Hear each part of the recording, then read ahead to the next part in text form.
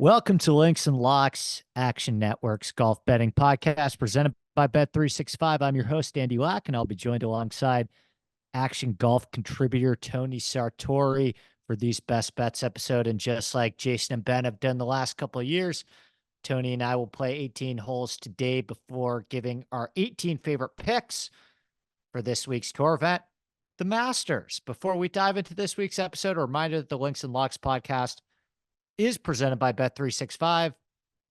As a reminder, Bet365 does not do ordinary.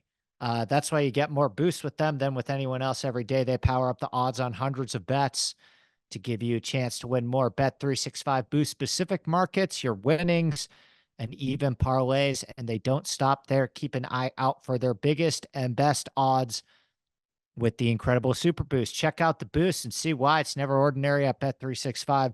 Must be 21 or older and present in Arizona, Colorado, Indiana, Iowa, Louisiana, North Carolina, New Jersey, Ohio, Virginia, or 18 and older in Kentucky. Gambling problem, call 1-800-GAMBLER or bets off in Iowa. Terms, conditions, and restrictions apply. Okay, Tony, we're on the first tee here for our Masters Best Bets. Get us started. Yeah, so to start us off this week, I'm going to go to the outright market, and I'm looking at Hideki Matsuyama at 22-1. He's won here before, obviously, but I think his game is shaping up really well for him to at least contend this week. And I think 22-1, just a little long for how well he's been playing. So he won the Genesis Invitational just a few weeks ago. And then how he's followed that up is with 3 straight top 12 finishes, including a 7th place at the Valero last week, 6 at the Players. And you're going to see kind of the similar feel between the Players and at Augusta. So he's playing really good golf. It's really just kind of been the putter that's kind of been like holding him back from like finishing 5th versus 1st. But he knows these greens so well. He's won on these greens before. So I think that can be nullified. Of course, he knows well. And speaking of knowing this course well, he's finished in the top 16 here in 4 straight years, one of which was his win. So I think with his course experience, he can kind of get rid of that putting difficulty. And that's really the only thing that's been holding him back from winning, especially with how well he's been playing in every other aspect of his game. So Matsuyama at 22-1 is my first play this week. Love that. I'm going to stick in the outright market, and I am attending my first Masters. I'm in Augusta, Georgia right now. Of course, I will be betting my favorite player to finally complete the Grand Slam, and that is Rory McIlroy at 11-1. This is not financial advice, but this is my guy. I feel it in my bones this week. I loved what I saw at the Valero, not just from on the course. If we want to talk about the stats, this was his best iron week since 2019.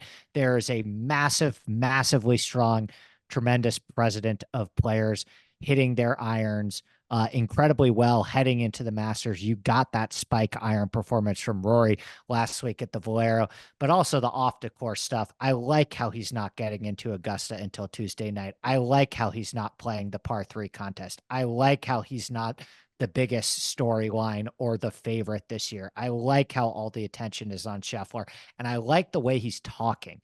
Rory keeps using the word discipline. Okay. Now, if you're familiar with Rory's style of play, discipline isn't really the first word that comes to mind. But how has Scottie Scheffler gone on this run of dominance? It's not necessarily because he's more talented than Rory McIlroy. It's not because he hits the ball longer than Rory McIlroy. It's not because he's necessarily better at finding the center of the club face than Rory McIlroy. It's because he plays smarter golf than Rory McIlroy and hits to the center of the green and takes his 2 putts and takes his pars, whereas Rory goes for the hero shot too much. Hopefully, watching Scheffler dominate at the level that he has in 2024, it seems like it started to rub off on Rory. I've never heard Rory talk about discipline and course management in the way that he is talking about now. So I am a fool enough to believe that this is our time. Rory McIlroy 11-1 to win the 2024 Masters. I'm glad we're on the same page here. So I don't have him outright, but I have him to win the first round, and I got that at 18-1. So pretty much same reasons you have.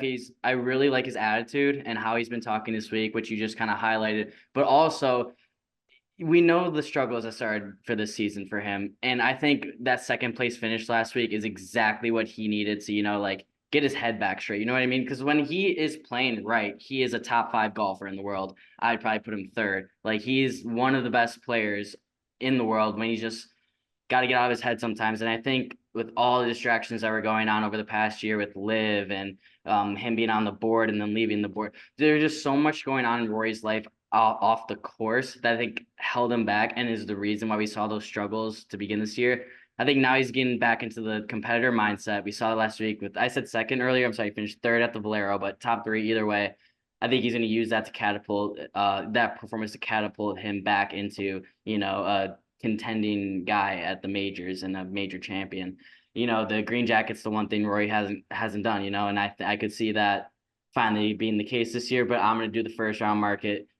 I honestly don't know why. I just kind of like the number 18-1, but that's going to be my first stop for Rory. Yeah, probably a far more sensible selection for him to lead in the first round than be able to close the door for 4 rounds. I'm going to go with Cameron Young, 55-1 enhanced win. I love the way that Cameron Young has been hitting the ball this year. He's gained over 3.5 strokes, ball striking in 6 straight starts. He's coming off a runner-up finish at the Valero. He finished 7th last year at the Masters in his second performance. We typically see a uptick in form around your 3rd Masters appearance. This will be Cameron Young's 3rd Masters appearance. The other thing that's really encouraging is he putted really well at Augusta. And I know that Cameron Young isn't a great week-to-week putter on the PGA Tour, but we see these examples all the time of these players that aren't great week-to-week putters every year on the PGA Tour that seem to just find it at Augusta, right? Zalatoris, Sergio, Adam Scott, Hideki. I would hope that it seems like over a small sample size, Cameron Young might be the next guy in line to have somebody that line at Augusta National. He certainly proved that in last appearance. I love his power off the tee in terms of skill set. You're getting a lot of what you get with Rory McIlroy in the form of Cameron Young at 50-1. So, if you're looking for a guy from a tee to green standpoint that can go toe to toe with somebody like Scotty Scheffler for 4 days from tee to green, at 50-1 or plus, it's Cameron Young, and then it's everyone else. There's not that many guys. So I'm gonna go with Cameron Young, 55-1. I hope this is his week. Yeah, I like how he's been playing as well. I'm going to stick in the outright market as well. I'm going to go after Viktor Hovland at 35-1. This is my favorite play of the week. I think the recency bias of his struggles of the early parts of the season is definitely a valid concern, and that would be my concern with Hovland as well. But at the end of the day, pure talent wise, he's a top 10 golfer in the world, and he's 35-1. That puts him like in the 20 to 25 range for this leaderboard. That just doesn't make sense to me, especially when you look at his previous experience at this course. He finished 7th here last year, 27th the year before, 21st the year before, and 32nd when he made his debut as an amateur when he went low on the amateurs in 2019. Hovland he was Tour Championship. He won the Tour Championship last year and cemented himself as being like, hey, I can compete against Scheffler and Rory and Clark. And I think that when you're going to give me a number at 35-1 on a guy who, when he is competing well, is a top 10, maybe even top 5 golfer in the world, I'm just going to take that number every time. So more of a play on the number than the golfer here for sure. But Hovland at 35-1 to me is just way too long.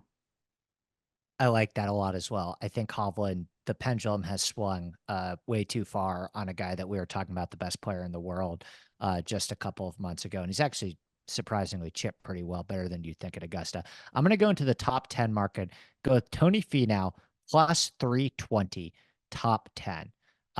Now, Tony Finau, a lot of his struggles this year, when Tony Finau's on, he's one of the best drivers of the ball in the world. And it came out that he was using like the wrong shaft for his driver, and he made a switch to a shaft that was better fitted for his swing speed right before the Houston Open. And what do you know? He leads the field and off the tee at the Houston Open and almost wins the whole darn tournament. He missed a 2-foot putt on the 16th hole and finished 1 stroke back. And now he travels to a golf course, which he's had a lot of success at in the past.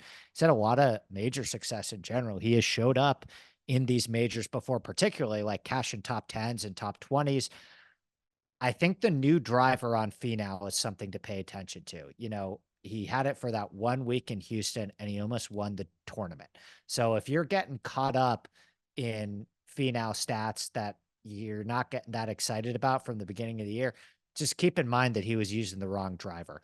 And after he made the switch to the right driver, he almost won in Houston and gained over 5 strokes off the tee. So I don't know if Finau's going to win a major. Don't know if trust him that, but over 3-1 to finish top 10. I'm rolling with Tony Finau this week.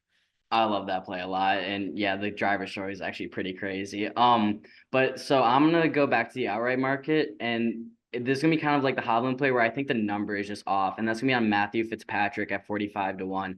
I don't think he belongs with the other golfers that are at 45-1. And I think again, Another driver story. Yeah, he had the weight that he had to switch in his driver. yeah, yeah. And so like he had those struggles early on to start the season, right? Same as Hovland, same as Rory. And but what really I think is going to change, or what changed things around for him, was that fifth place finish at the Players.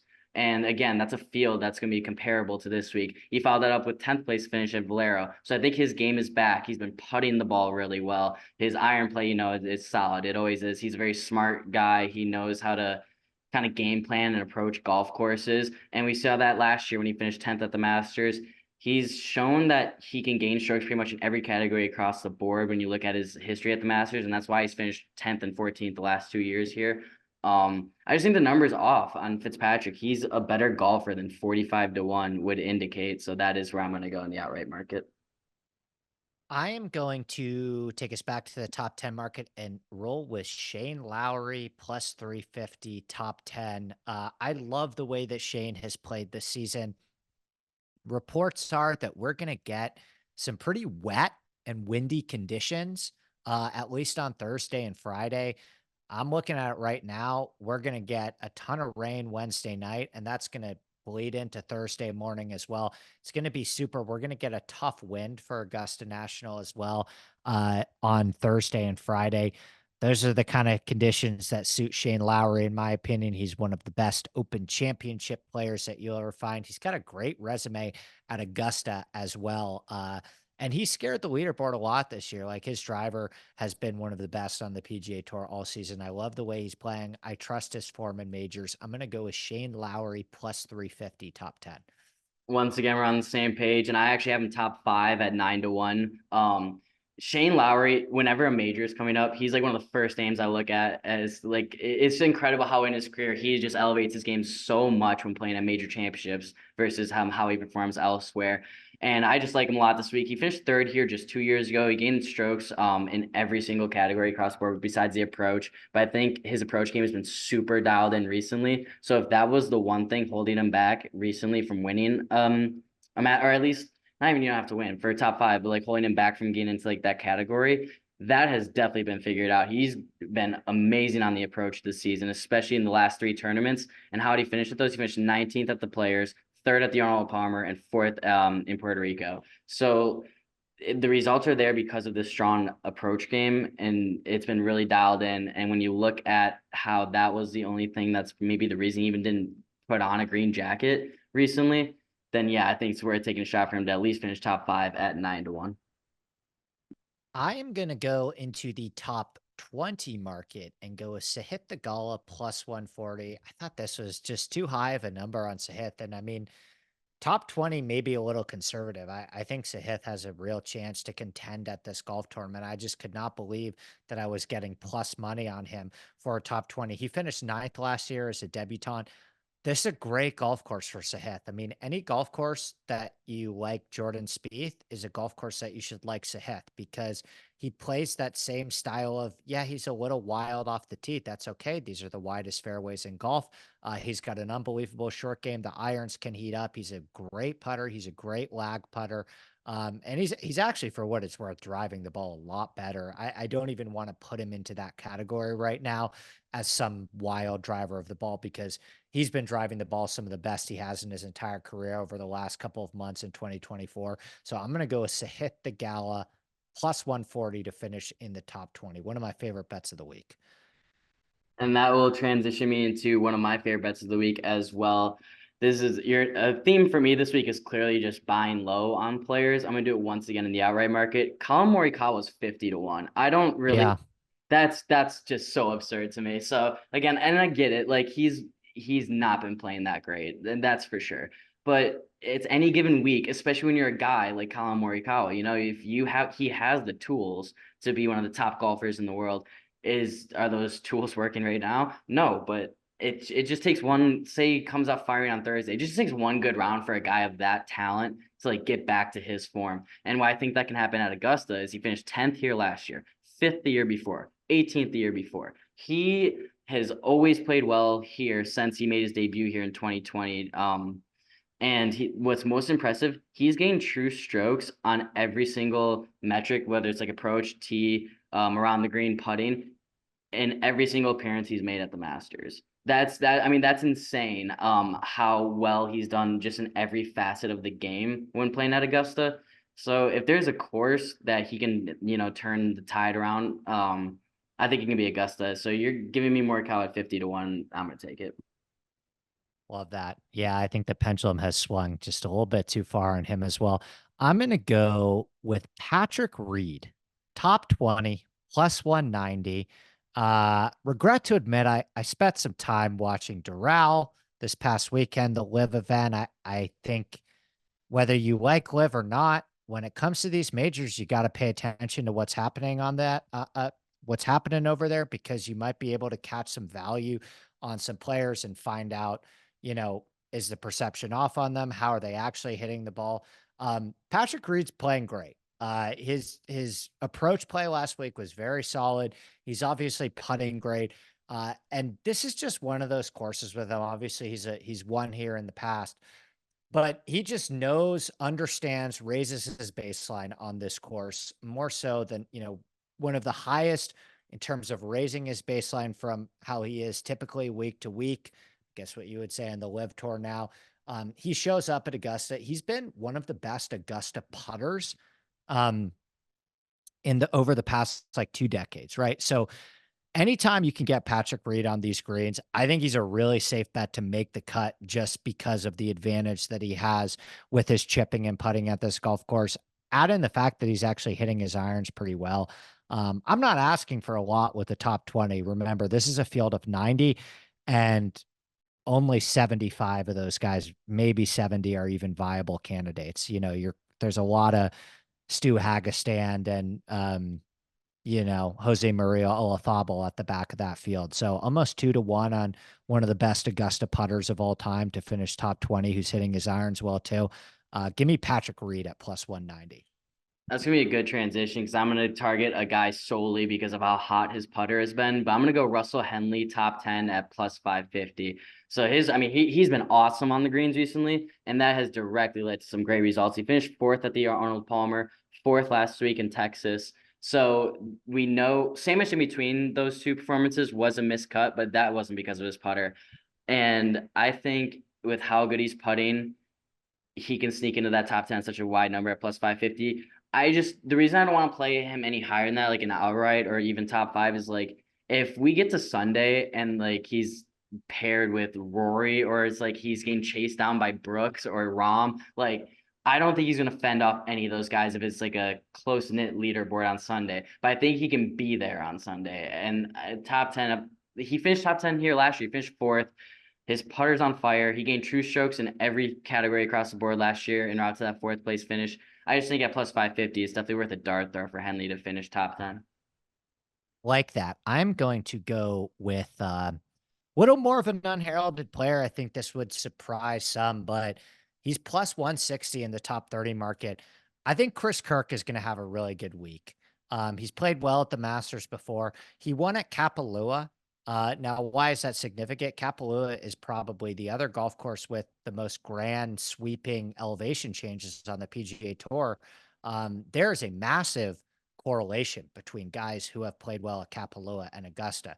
Your Jon Rahms, your Dustin Johnsons, your Patrick Reeds, your Jordan Spieths, your Cameron Smiths. Like, there's a reason why all of those guys like Kapalua and Augusta. It is not a coincidence.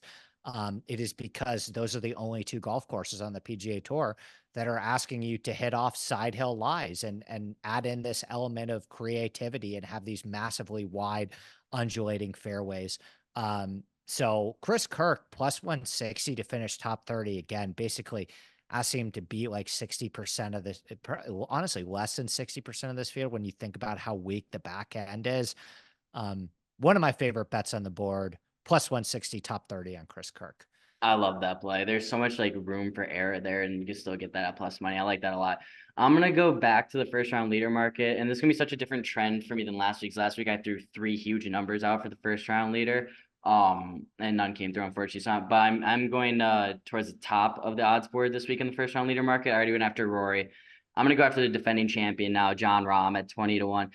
I think it's gonna be so important for Rahm to make a statement this week because I feel like people have forgotten just who the hell he is. Yeah. And I think, and I mean, of course, because I mean, I don't know how many people are watching Live, but he's gone over there. He's finished top 8 I believe in every performance he's done over there. But I think this is more like he's one of the most competitive players in the world, and I think I won't be shocked. I don't know if he said it, but I think it bothers him that whenever you talk about the best in the world, everyone only talks about Scotty right now, right? Or they're talking about Rory getting back to that form, or they're talking about how Hovland won the Tour Championship last year. You don't see Rahm's name being thrown out anymore as when you're like, oh, who's the cream of the crop? You know what I mean? When his game is on, Rahm is right up there with Scheffler. I mean, I wouldn't put him above Scheffler, but he's right there. And Yeah. he just won he just won last year. I just think it'd be very poetic if he shows up on Thursday and goes low. So at 20 to 1, I'm going to take Rahm in the first round leader market. I like that. I like that a lot. I think the pendulum has swung too far again on that one too. Like It's a common theme this week. Yeah. the Rom Scheffler thing. Like I just think that's a lot closer. By the way, like just diving into the live stuff, he's at worst like the third best driver of the ball at the field at worst. Mm-hmm. It's unbelievable the way that he's still hitting it. I'm going to stick in the first round later market and take the number 2. I forgot about kind of a crazy guy in here, but the number 2 all-time first round leader scoring average at the Masters, that is none other than Jordan Spieth. 22 to 1 on Spieth first round later. That's a gift. I love the way that Spieth played at the Valero last week. He was hammering the ball off the tee. I mean, he gained over 5 strokes off the tee, over 4 strokes on approach. Spieth hit the ball incredibly well last week. It seems like his game is starting to round into form at just the right time. Even if you do not trust him to hang on for 4 days, this guy has proven time and again that he can get off to hot starts at Augusta. So I'm going to roll with Jordan Spieth 22 to 1 in the first round later market.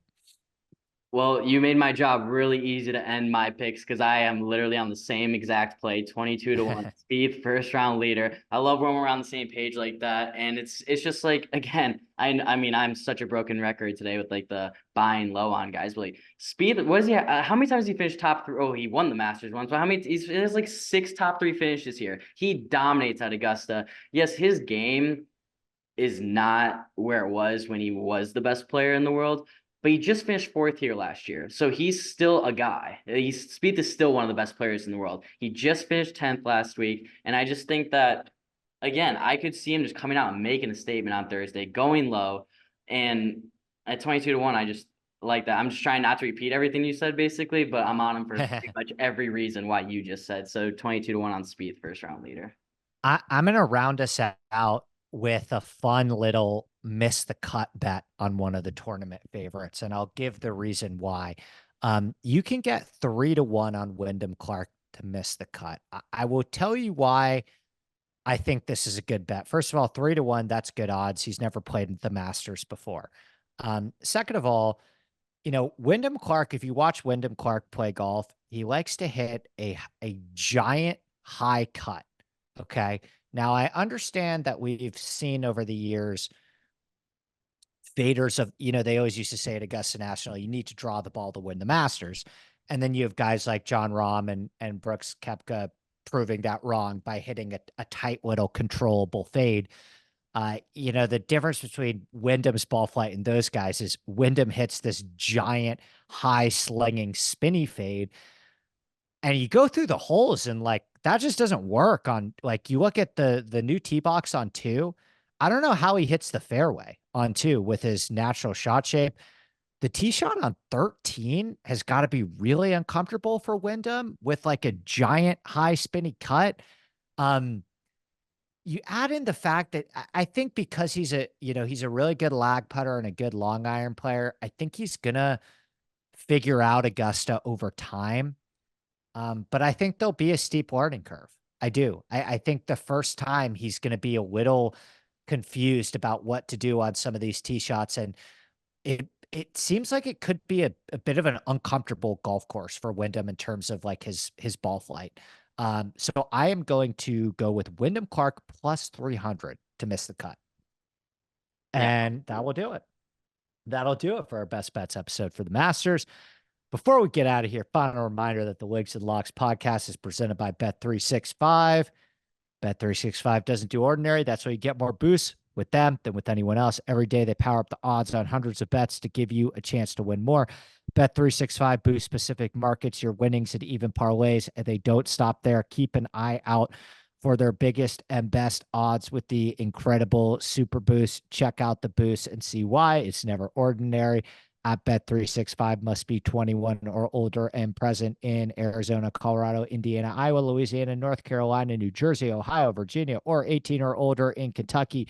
Gambling problem, call 1-800-GAMBLER or 1-800-BETS-OFF in Iowa. As a reminder, terms, conditions, and restrictions apply, and we'll be back here next week on the Links and Locks podcast presented by Bet365.